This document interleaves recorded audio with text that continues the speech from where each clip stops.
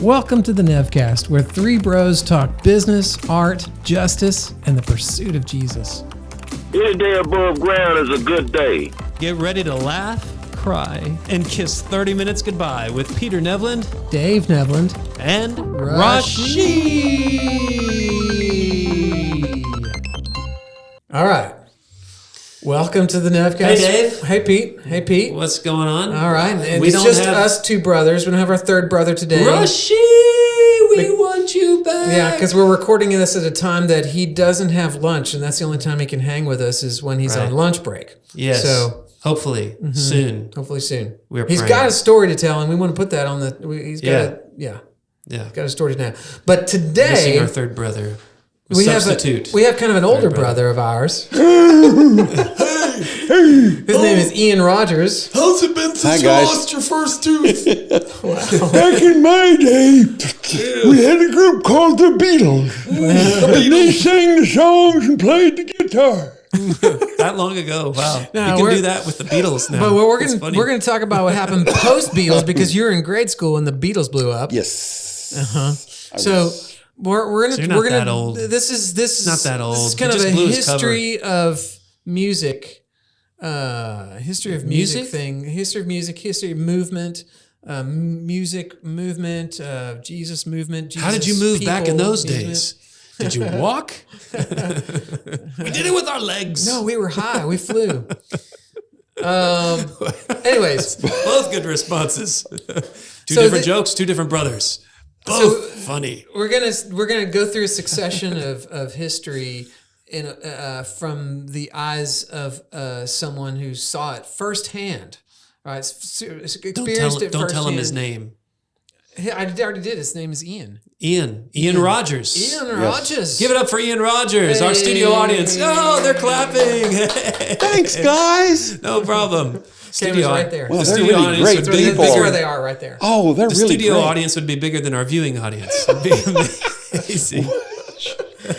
Okay, so Ian, you graduated high school in 1971, May of 1970. 1971. Okay, and where was that? In El Paso, Texas. El Paso, Texas. Man, what's El Paso, Texas close to? Juarez, Mexico. Okay, it's close to Juarez, Mexico. Yeah, What it's a else? big city, actually. It's a Juarez very is- big city Juarez now. is Yeah. big. El Yeah. Paso's the getting two of bigger now. and the two of them are kind of like one thing. I mean, because the border is just, it's there, but the interaction between the two cities is pretty strong.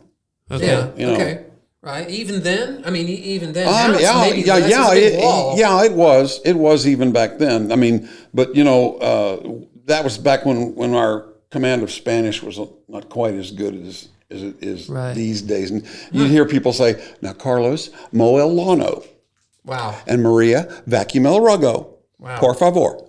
Wow. That's what 'Cause they people were would say employing then. people from across That's the what you border. would hear, and that's because everybody came over to do those things. That's very, very erudite grasp of Spanish. Yes, yes. I said colonial.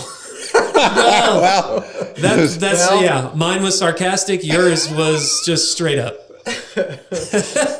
Two brothers, two funny responses, very different. Okay. There we go. Now, What's a theme?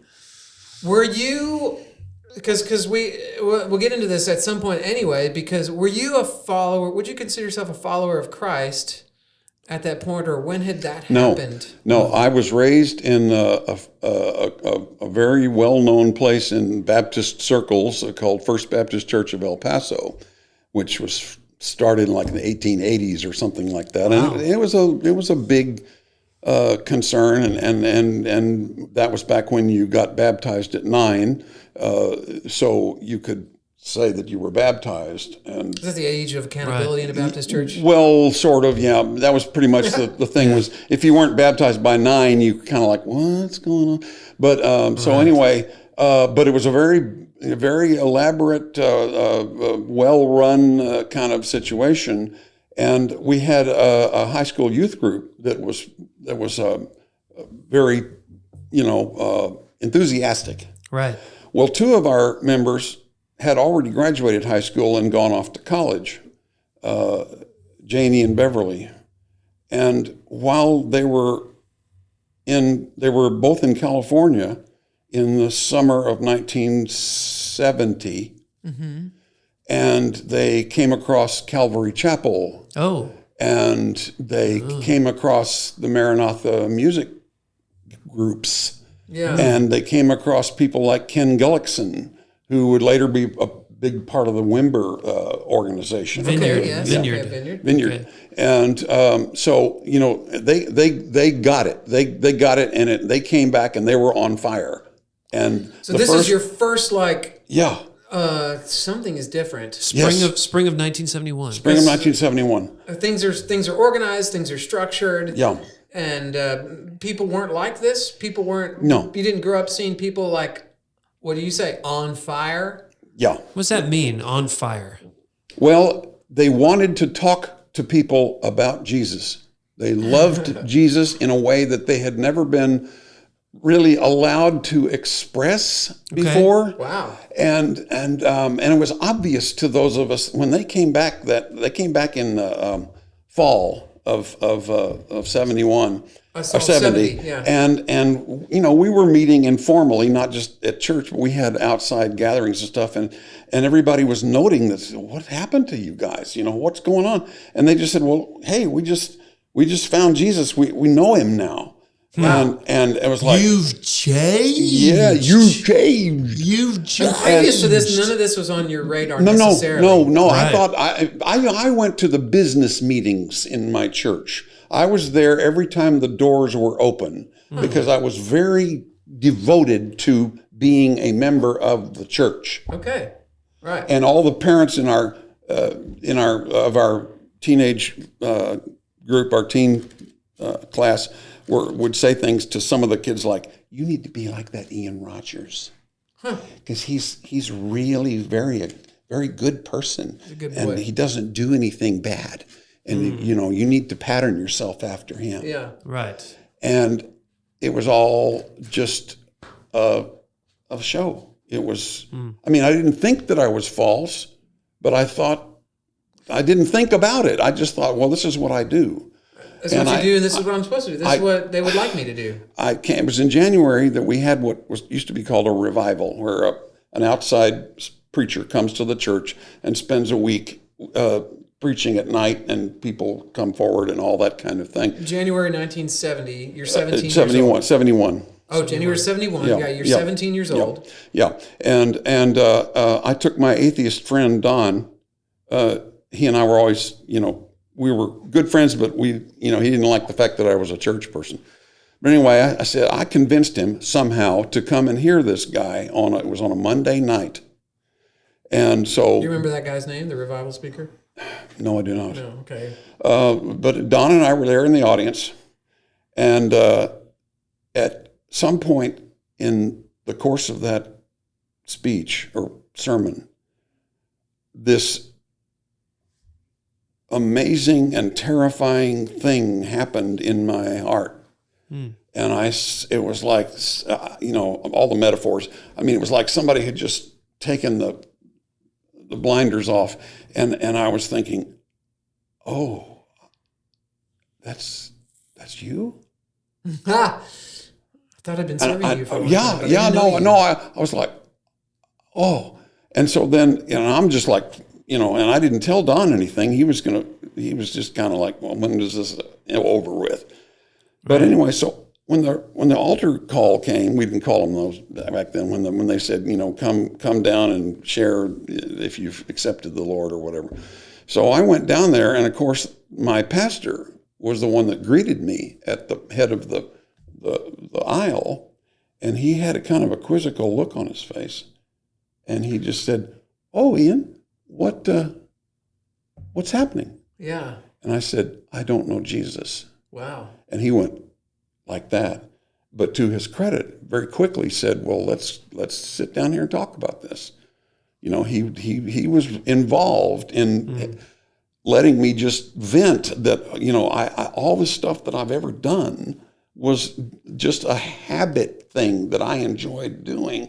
And I didn't really know what it was all about. And now I feel like I do. The light came on. Yeah, the light came on. Colors started. And so then in a Baptist church, they always say, Now come down and give the right hand of Christian fellowship That's to right. the people up here at Extend the to front. you the right hand of Right. fellowship. Yes. And so I was up there, and my pastor said, and Ian is up here with us today because he's just come to know Jesus, and he's really excited about it. Well, all of these older people that came up to shake my hand were looking at me like, What?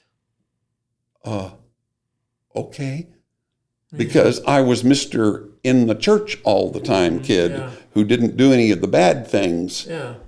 And, et cetera, et cetera. And so that they were freaked out. I mean, it was like, but anyway, right after that, Janie and Bev started having a weekly meeting, and These are two girls? two Jeannie and Bev? girls. Okay. And they had started having this weekly meeting, and people like me from all over the city were having this experience and hearing about this group. And before long, there was like 50 people there, on a Wednesday night or something like that. Okay, And like we at were, their house? and they were teaching us songs from Calvary Chapel. Okay.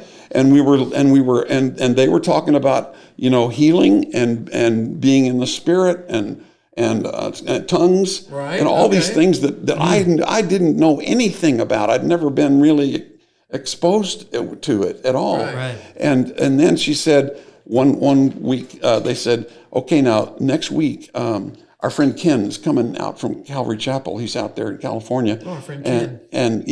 And he's heard. We told him what's going on here, and he said, "Well, I'm going to come down. Wow. I want to be there." And so he So came they down. emailed him or something? Yeah. I'm just kidding. Well, no. No, he came down. messaged him? He came down and spent a week. We spent every night, five nights listening to him, and he was just this fountain of encouragement and telling us, yeah, this is Jesus. This is what's happening. When How is many- this? Is how many like people were February, there? March, April? Yeah. How many people were in these meetings? Sometimes as much as 50. And Okay. we were usually meeting in somebody's house, Yeah, which right. made it kind of an intimate gathering. That was kind of how it went in the early days Yes. of the Jesus movement, the charismatic renewal, whatever. Yeah. However you want to term it. What was the age? What was the age range? Well, there were people of Janie and Bev's age, early 20s, Okay. and there were a number of people like myself, but not that many. Mostly it was people that had either already graduated or going to college or whatever they were. Young adults. They were young adults, yeah. Okay. The what would normally be labeled later the YA group. But so anyway, Okay, all so this that, is like. So is it March or April? Or? this is that whole spring. I'm I'm going through the motions of graduating from high school, But something else is going on. and all this stuff is going on, and I when I got my official baptism, my parents had a party for the church at our house Wow. to celebrate my, having come into the faith. You've gone through baptism. At Yeah, Baptist church. yeah, and when they thing like that. So graduated from high school, and then our youth group formed a choir, and we had a lady in our church who was originally from Mexico City, but she was a naturalized American now, and she was a nurse, and she convinced our youth group leaders, let's go down to Mexico City and perform for people, because I can get you the venues. Okay. I can plan it all out, and we'll go down there. So we were down there for a week. We went by bus down to Mexico City, and we went to the university, to the medical school, to a couple of the elite private schools, and a couple of other places, and we would sing our songs, and afterwards the young men would come up and propose marriage to all the girls in the group, which was a standard procedure. Many of them received formal written requests after we got back. Yeah, it was Now, what this choir was from your church, My church, my youth group, right? your youth group, Right. which But was kind of separate from these other gatherings that you'd gone Yes, to. yes. So this was not a First Baptist Church. Yeah, youth this is group. not This a is the not a Jesus charismatic- group. No. I was still, I was kind of in both, Right. Yeah. Right. and I didn't feel any need to kind of separate Yeah. or whatever, because I knew a lot of the people in the Jesus group were people that I knew from church or I had known from church. Right. So anyway, This is the summer. This is after you this is graduated. summer. Yeah. We get back and I find that my dad has obtained new employment in Houston, Okay. and we had to move to Houston. Houston. Planet and Houston. and so we moved to Houston, and that was a scary experience. When I stepped out of the car, I said, what planet is this?" yeah. Yeah. Planet Because Houston. Planet from Houston. 0.001% humidity Yes. to like 10 or 19% Yeah. humidity, Yeah. and hot. Yeah. And it was like, this is not going to happen. Swamp. This is not going to go. But I spent 100% humidity. I spent a lot of time indoors, listening to the Jesus music that was coming out. Well, how did Some you of it get already aware? had. How did you get aware of it? How did you start getting aware? Well, Ken talked about the love song and some of the other people that were part of the worship experience. Okay, here show. Yes, show this these two. this is the right first album by the Love Song. Yeah, I've seen that one. And then Tommy and the other guys, there they are on the back, Oh, and Jay and them, and they were a bunch of ex-rock dudes who had become Christians independently from one another, and then found out that they, Each one of them.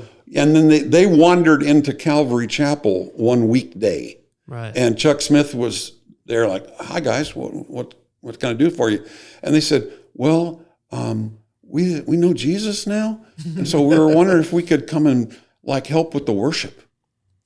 And so they started performing on these worship deals, and they started making videos of it. Yeah, and Chuck Smith kind of immediately let them do it. Yes, he wasn't reluctant at all. No, he said this is a He God didn't thing. test them, give them Right. time of Right. discipleship necessarily, Right. Because all this stuff was just happening so quick. And that led to the formation of Maranatha Music, an actual music company Out of And Calvary Chapel. Out of Calvary Chapel, No. a whole bunch of the groups that were part of that worship experience, including the Love Song. There was there's The Way, the Debbie Kerner, big one. There's one by Ken Gullickson. He sang Ken Charity. himself? If I had not charity, then I does not flow from me. It was a great song. And then the best one, one of the best ones was from Country Faith. Is that on this one? The Ballad of Lukewarm. Okay, Ballad of The Ballad of Lukewarm. Faith. How does that one go? Which you'll find my name in the telephone listings. My credit is better than fair. My daughter is running for sophomore princess. I'm making my son cut his hair.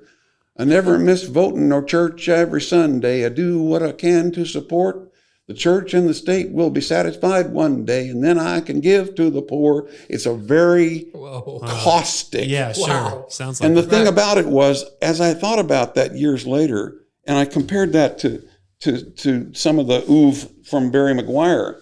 This is the album that he did, live album that he did with Second Chapter of Acts. To the Bride, yeah. And he was a veteran. He was a veteran from the folk movement. Veteran protester. And yes. and he sang the first song that was ever banned on Boston radio, which was Eve of Destruction. Eve of Destruction, Eve of Destruction. and had been written by a guy named P.F. Sloan. I thought Barry wrote it, but P.F. Sloan wrote it. He was a guitarist in the Wrecking Crew. Okay. And but anyway, so Barry sang this song and made $1 gazillion off of it, and just was trundling along doing his thing. And then he encountered Christ Right.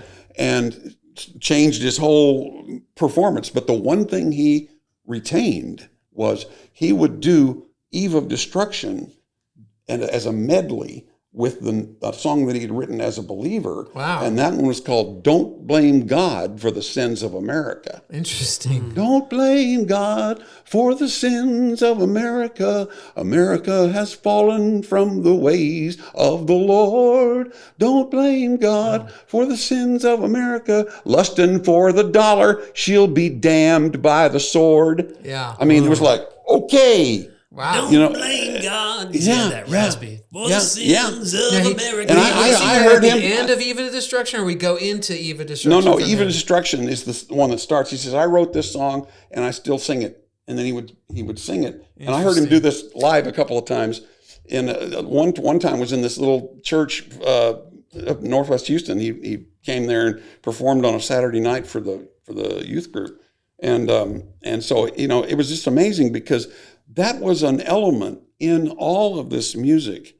They weren't saying, hey, kids, let's stop doing drugs and go back to church and be real good. And, it wasn't about that at all. It was about, and they didn't state this, angry way, but it was like, guys, our adults, our mentors, everybody, we didn't get this from y'all. You were all about not doing drugs and making sure that you made the youth group on Sunday morning and all these kinds of things. And nobody was really telling us about the adventure of following about Christ. the adventure of following Christ. And of course, the sermon would say that. There'd be a thing in the sermon, but it would also contain an element of, don't smoke and don't chew and don't go with girls who do. The church, don't smoke and don't chew, don't go and with don't girls go who with do. girls who do. Yeah. Maybe they could turn that into a rap.